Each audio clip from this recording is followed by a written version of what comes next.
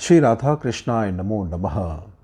सर्वप्रथम मैं भगवान श्री राधा कृष्ण के श्री चरण कमलों की वंदना करता हूँ।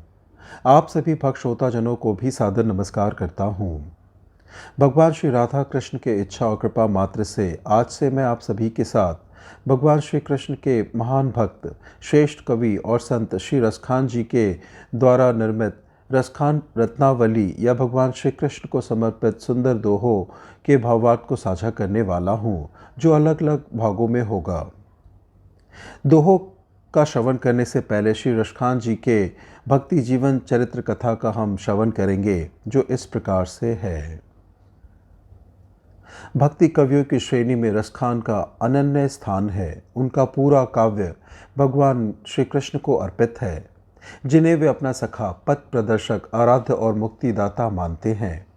रसखान ने अपनी रचनाएं श्री कृष्ण को केंद्र में रखकर लिखी और मानो उनका प्रत्येक शब्द भेंट के रूप में उन्हें समर्पित कर दिया। काव्य सृजन में उन्होंने न तो किसी विशेष परंपरा का अनुसरण किया, न ही अपनी परंपराएं किसी पर थोपी। उन्होंने तो अपने काव्य को मानो नदी की धारा को सौंप दिया और हवा के बहाव के साथ साथ वह स्वतः ही अपने गंतव्य की ओर प्रशस्त होता रहा और अंत तो गत्वा महासागर जैसा विशाल समुद्र एवं विशिष्ट हो गया। उनके काव्य में श्रृंगार रस कूट कूट कर भरा है। इसमें संयोग और वियोग दोनों रसों के विलक्षण दर्शन होते हैं। कहीं गोप भाव से तो कहीं गोपी भाव से उन्होंने अपने आराध्य भगवान श्री कृष्ण के साथ काव्य रास किया है।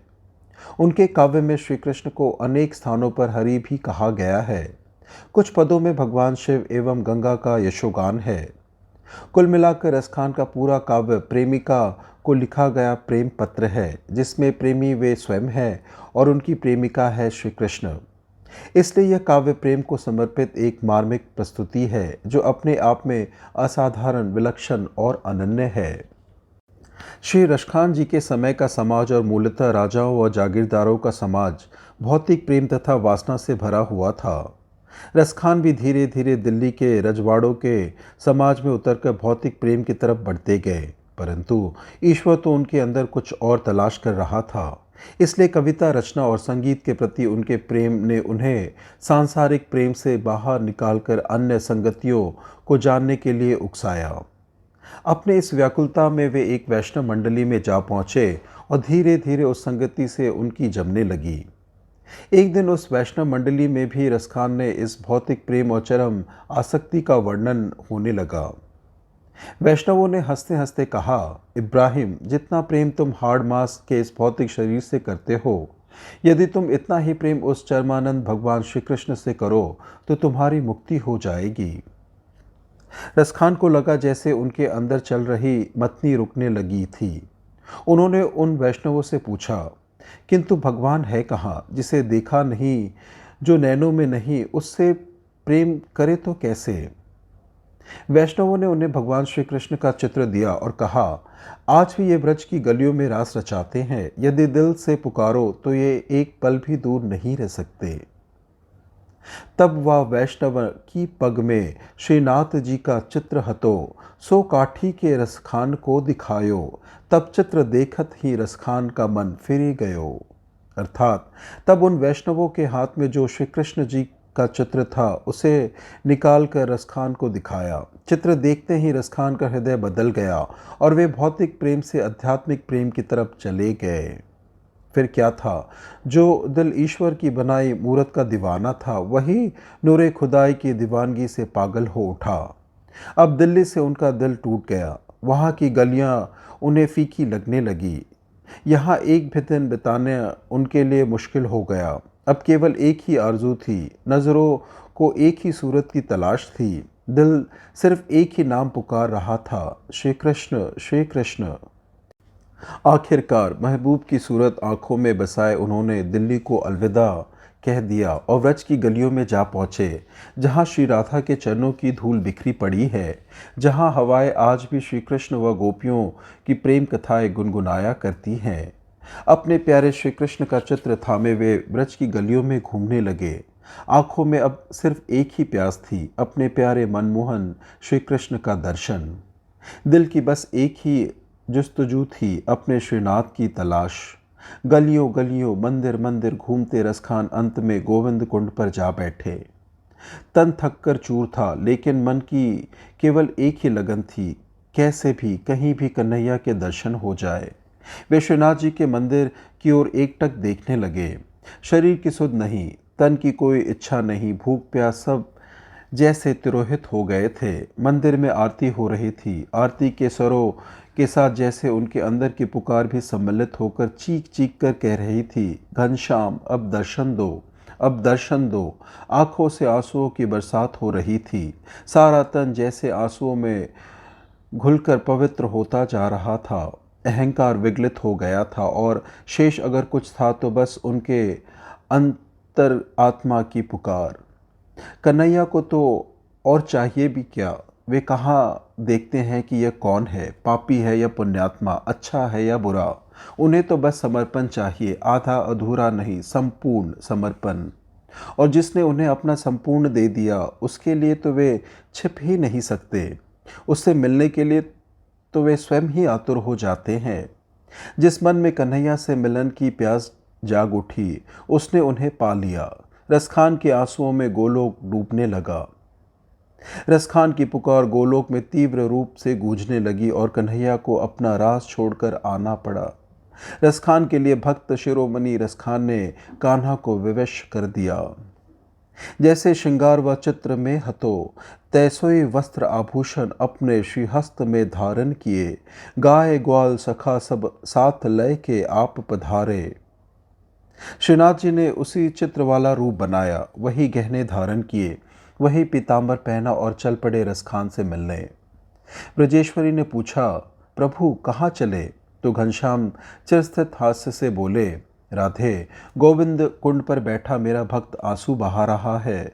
मुझे डर है कि कहीं उसके आंसुओं से गोविंद कुंड में बाढ़ ना आ जाए। उसकी अनन्य भक्ति मुझे खींच रही है, मुझे जाना ही पड़ेगा। रसखान की प्यासी आंखों ने उनके अपने प्यारे का दीदार करा दिया और उन्हें देखकर भाव विभोर हो उठे। उनका मन मयूर नाच उठा और वे उठकर उन्हें पकड़ने के लिए दौड़े, परंतु उस रणछोड़ को कोई कहाँ पकड़ पाया है। श्रीनाथ जी अंतर्धान होकर गोकुल पधारे। वहाँ उन्होंने स्वामी श्री विट्ठलनाथ गुसाई को सारी बात बताई और कहा कि वे उनके प्रेमी भक्त को अपनी शरण में ले ले। नटवर की बात सुनकर श्री गुसाई के तन में रोमांच हो आया और आंखों से प्रेमशों की बरसात होने लगी। वे स्वयं भी उस महान भक्त को देखने के लिए व्याकुल हो गए, जिसके लिए स्वयं श्री राधा वल्लभ कृष्ण मुरारी चिंतित थे। उन्होंने निश्चय कर लिया कि वे भक्त रसखान को अपने पास रखेंगे। श्री गुसाई जी ने रसखान को दर्शन दिए और उन्हें अपने मंदिर में ले आए। रसखान तो मानो सभी निधियां एक साथ मिल गई। उनकी प्रसन्नता का कोई ठिकाना ही नहीं रहा। वे गुसाई जी के साथ रहकर श्री कृष्ण की लीलाओं का गान करने लगे। उन्हें गोपी भाव की सिद्धि हुई। मंदिर में वास कर लेने और श्री कृष्ण भक्ति में रम जाने के बाद कई लोगों ने उन्हें बहुत समझाया बुझाया, परंतु वे किसी भी कीमत पर वृंदावन छोड़ने को राजी नहीं हुए। अब उनका जीवन यमुना की तरल धारा की भांति पावन और प्रवाहमान था। श्रीहरि के गुणों का गान और उन्हीं के प्रेम में दिन रात डूबने लगे वे। उनकी एकमात्र दिनचर्या बस यही थी। स्वामी श्री गुसाई जी उनके ऊपर असीम कृपा बरसाए रखे। श्री कृष्ण के दर्शन के बाद रसखान का जीवन पूरी तरह बदल गया था। उनकी समझ में आ गया था कि बस एक वही है जो संपूर्ण है और बस एक उन्हीं परम सत्ता महाप्रेमी को भजकर वास्तविक सुख और आनंद प्राप्त किया जा सकता है। लौकिक दुनिया के तमाम रास रंग अब उनके लिए अर्थहीन हो गए थे। उनका मन अब महारास में रम गया था। सत्य प्रेम के असीम आनंद में डूबने के बाद रसखान के लिए कुछ शेष बचा ही नहीं था। अब बस श्री कृष्ण भक्ति ही थी और उनकी दीवानगी। ब्रज में रहते हुए ही उन्होंने श्री रामचरितमानस के मूल पाठ का श्रवण किया। हालांकि उन्होंने श्री राम पर किसी कविता या दोहावली की रचना नहीं की, परंतु इससे यह नहीं समझना चाहिए कि वे रामचरित्र से अनजान थे या सुनना नहीं चाहते थे। उनका चरित्र अत्यंत ही उदार था और सच भी है, संतों के चरित्र में भेद कहाँ होता है। धीरे धीरे वे श्री कृष्ण भक्ति पर रचनाएं लिखने लगे। उन्होंने श्री कृष्ण के अतिरिक्त शिव, गंगा आदि पर कई छंद लिखे। श्री राम पर छंद ना लिखने का कारण शायद यही था कि उनकी दृष्टि में श्री कृष्ण और श्री राम एक ही ईश्वर के दो रूप हैं। इसलिए जो भी वे श्री कृष्ण के लिए लिखते वो प्रकारांतर में श्री राम के लिए भी हो जाता। मूल गोसाई चरित्र के अनुसार वे 3 वर्ष तक श्री रामचरित्र मानस की कथा सुनते रहे। गुरु के प्रति उनकी भक्ति असीम थी। उनमें वे साक्षात नारायण का दर्शन करते थे। गोसाई श्री विट्ठलनाथ जी के गोलोकवास के बाद रसखान मानव दुनिया से निर्लिप्त से हो गए और सिर्फ अपने महाप्रेमी के महारास नृत्य में खोकर स्वयं को विसर्जित कर दिया। श्री रसखान जी ने भगवान श्री कृष्ण के बाल लीला, उनके गोचारण लीला, कुंज लीला, रास लीला, माधुर्य लीला, युगल जोड़ी, होली वर्णन, कुवल्यावत, भ्रमर गीत आदि अति ही सुंदर लीलाओं पे सुंदर काव्य रचना की है। श्री रसखान जी को दंडवत प्रणाम करते हुए हम आज से उनके रत्नावली के पदों का श्रवण करेंगे, जो इस प्रकार से है। यह जाको लखे मुख चंद समान, कामन सी भौं गुमान हरे, अति दीरक नैन सरे जहू, ते मृग खंजन मीन की पाती दरे। रसखानी उरोज निहारत ही मुनि, कौन समाधन जाहि रहे, कहनी के नवे करिहार के कार, सो तासो कहे सब काम करे। आजू सवारती नेकु भटुतन मंद करी रति की हुती लाजे, देखत रीची रहे रसखानिसु और कहाँ विधि न उपराजे। आए हैं न्योते तरयन के मानो, संग पतंग पतंग जुराजे, ऐसे लसे मुक्ता गन में, तिल तेरे तैरोना के तीर विराजे। यहाँ रसखान ने श्री राधा के रूप सौंदर्य की चर्चा करते हुए कहा है कि आज से वे स्वयं को खूब सजा रही हैं। उनके सौंदर्य ने रति की छवि को भी मंद कर लाज से ग्रसित कर दिया है। रसखान रास विधि के इस कृत्य पर आसक्त हो रहे हैं। उनके गालों का तिल ऐसा लग रहा है मानो काम का तीर हो। जब शोभा काम के मद से मादक हो जाती है तो वही नायिका की कांति हो जाती है। यह नायक नायिका की ऐसी रमणीयता है जो सभी प्रकार की अवस्थाओं में अक्षुण रहा करती है। रसखान के काव्य में माधुर यौवन अलंकार की अभिव्यक्ति दर्शनीय है। जैसे तन चंदन खौर की बैठी भटू रही, आजू सुधा की सुता मनसी, मनो इंदबू धून लजावन कौ, सब सनन काढ़ी धरी गनसी। रसखानी विराजती चौकी कुचो, बिच उत्तम ताही जरी तनसी, दई के दृगावन के घायन को, गिरी सेत के संधि के जीवन सी। प्रेम के चरम आवेश में अपने प्रियतम का अनुकरण करना लीला है। रसखान ने राधा को लीला का अलंकार से रंजित नहीं दिखाया। गोपी के भावों का निरूपण करते हुए लीला की स्वाभाविक अभिव्यंजना हुई है। प्रिय के दर्शन, आगमन आदि के कारण चाल ढाल, उठने बैठने, आसन शयन, मुख एवं नेत्र आदि के व्यापार की आनंद सूचक विशेषता का नाम विलास है। रसखान के काव्य में स्थान स्थान पर विलास के दर्शन होते हैं। जैसे बंक विलोकनी हंस निमुरी, मधुर बैन रसखानी, मिले रसिक रस राज दो, हरखे हिय रसखानी। अंग प्रत्यंग का सुकुमार विन्यास ही ललित है। रसखान ने अपने पदों में अपनी नायिका की सुकुमारता का सुंदर निरूपण किया है।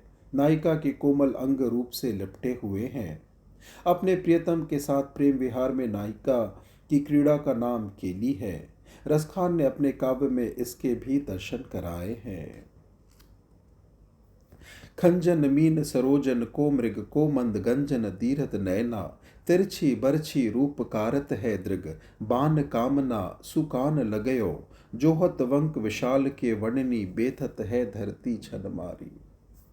श्री कृष्ण के रूप का प्रभाव यह है कि गोपियां बेबस होकर मर्यादा त्यागने को विवश हो जाती हैं। जैसे अति लोक की लाज समूह में, छोरी के सखी थकी बहु संकल्पो, पल में कुल कानी की मेड़ नाखी, नहीं रोकी रुकी पल के पतसो।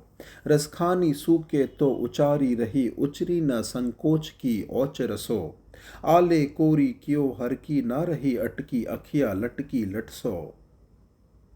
उनके रूप यौवन की चर्चा की शैली के उदाहरण वे स्वयं है। श्री कृष्ण के रूप यौवन की चर्चा करते हुए वे भाव विभोर हो जाते हैं। मैन मनोहर बैन बजेसु सजे तन सोहत पीत परा है, यो दमके चमके झमके हुती दामनी की मनो श्याम घटा है। ए सजनी ब्रजराज कुमार अटा चढ़ी फेरत लाल बटा है, रसखानी महामधुरी की मुस्कानी करे कुल कानी करा है। रसखान के काव्य की नायिका कृष्ण के प्रेम में किसी निरीह पंछी की भांति फंसी है।